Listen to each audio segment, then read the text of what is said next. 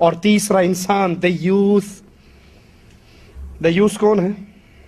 جو اپنے گھر والوں میں، جو اس کے انڈر ہیں، جس کے اوپر اس کا آرڈر چلتا ہے، اس کی بیوی، اس کی بہنیں، اس کی بیٹیاں، ان کے اندر بے حیائی، بے غیرتی کے کام دیکھے، بدکاری کے کام دیکھے اور پھر آنکھیں بند کر لیں.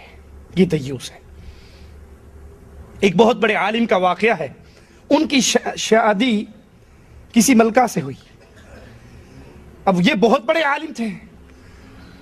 ملکہ ان کی ساری باتیں مانتی لیکن پردہ نہیں کرتی تھی. تو یہ عالم اپنے شاگردوں کو حدیث پڑھایا کرتے تھے. ایک دن حدیث آئی کہ دیوس اللہ کی جنت میں نہیں جائے گا. شاگردوں نے پوچھا شیخ یہ دیوس کا مطلب کیا ہے؟ یہ ملکہ اس مولوی صاحب کو لے کر عصر کے بعد سیر کرنے کے لیے، باغات کے لیے بگھی گھوڑوں پر، بگھی پر بیٹھ کر جایا کرتی تھی. کہنے لگا جب کل میری سواری جا رہی ہو اور میری بیگم میرے ساتھ ہو اور ہم سیر کے لیے نکل رہے ہو، تم اپنے ہاتھ میں کتاب لے کر راستے میں میری سواری کو روک کر پوچھنا شیخ یہ حدیث پڑھائی تھی کہ دیوس اللہ کی جنت میں نہیں جائے گا. تو دیوس کون ہوتا ہے یہ بتائیے. یہ مولوی صاحب ملکہ کے ساتھ نکلے سیر کے لیے. شاگردوں نے کتاب پکڑی، سامنے آگے. شیخ آپ نے کل حدیث پڑھائی تھی دیوس اللہ کی جنت میں نہیں جائے گا. دیوس کون ہے؟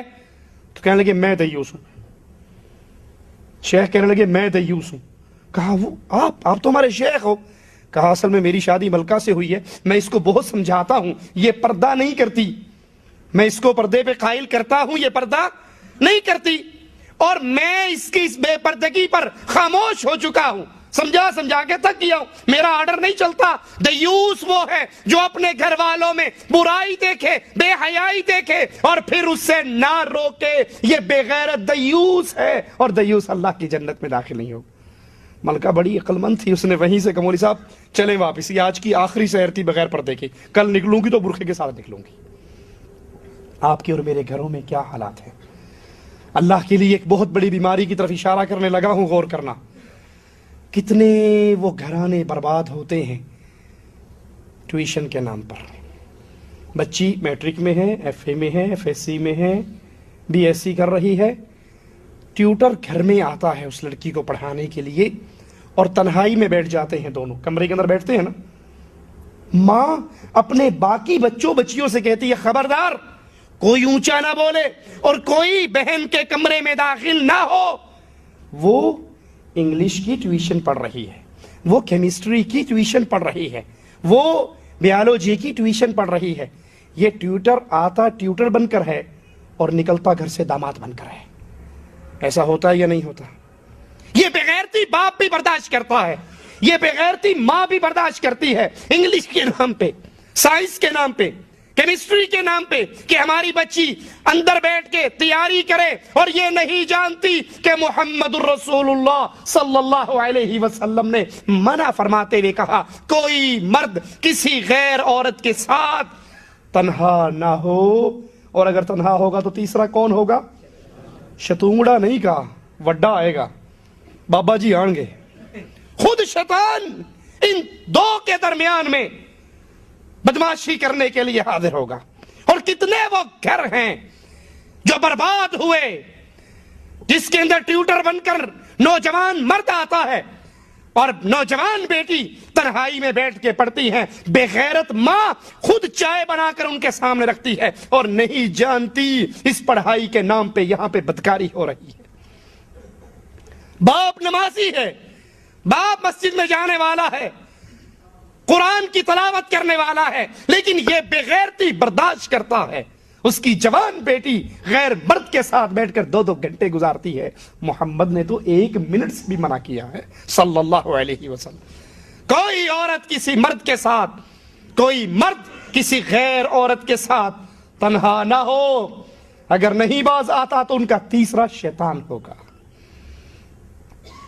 کتنے وہ نوجوان ہیں جو اپنی بیویوں کو، اپنی بہنوں کو، اپنی ماؤں کو اجازت دے دیتے ہیں میں بڑا مشغول ہوں، سودا سلف خریدنے کے لیے آپ خود گھر سے باہر جا کر خرید سکتی. اور کتنی وہ بے غیرت بیویے ہیں جن کا خامن ان کو کپڑا لا کر دے دے، سامان لا کر دے دے تو جواب میں کیا کہتی ہیں تینوں کو لینا آندا تو 400 روپے کا سوٹ لایا، میں 300 کا لائی، وہی سوٹ جو تو 400 کا لایا وہی سوٹ میں 300 کا لائی، نہ تجھے کلر کمبینیشن کا پتا ہے، نہ تجھے کپڑے کی کوالٹی کا پتا ہے، نہ تجھے لین دین کا طریقہ پتا ہے، اور یہ نہیں سمجھتی کہ یہ جو 100 روپے کا ڈسکاؤنٹ ہوا ہے یہ کیوں ہوا ہے؟ اس لیے کہ یہ اکیلی نکلی ہے، یہ گھر سے تیار ہو کر اپنے منہ کو سجا کر نکلی ہے۔ برقعے کا ایک کپڑا اول تو منہ کھلا ہے، اور اگر کوئی چھپانے کی کوشش بھی کرے گی تو ایسا لگے گا جیسے اس کا ناک جلا ہوا ہو، صرف ناک کو چھپاتی ہے یہاں سے ہی، اور یہاں سے لے کے یہاں تک پورا منہ کھلا ہوا ہے۔ جو ہی کپڑے والے کی دکان میں داخل ہوتی ہے اس نے کپڑا ٹانگا ہوا ہے سیدھا کر دیتا ہے، اس کو اس کے پیچھے بٹھا دیتا ہے۔ ادھر مردوں کا الگ سٹول ہے، عورتوں کا الگ سٹول ہے، خود پردے کے پیچھے جا کر بیٹھ جاتا ہے۔ یہ دونوں تنہا نہیں ہوئے؟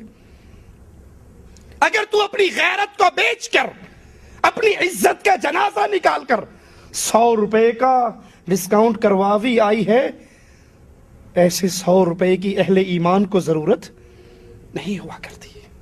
یہ بے غیرت ہے، یہ دیوس ہے، جس کی ماں، جس کی بہن، جس کی بیٹی، جس کی بیوی بازاروں میں بن ٹھن کے نکلتی ہے، خوشبوئیں لگا کے نکلتی ہے، پاؤں کے اندر پائل پہن کے نکلتی ہے، حالانکہ محمد الرسول اللہ صلی اللہ علیہ وسلم نے فرمایا جو عورت خوشبو لگا کے گھر سے نکلے اس کی خوشبو نامحرم مردوں تک پہنچے، فَهِيَ زَانِيَةٌ زَانِيَةٌ زَانِيَةٌ، یہ گندی بدکار زانیہ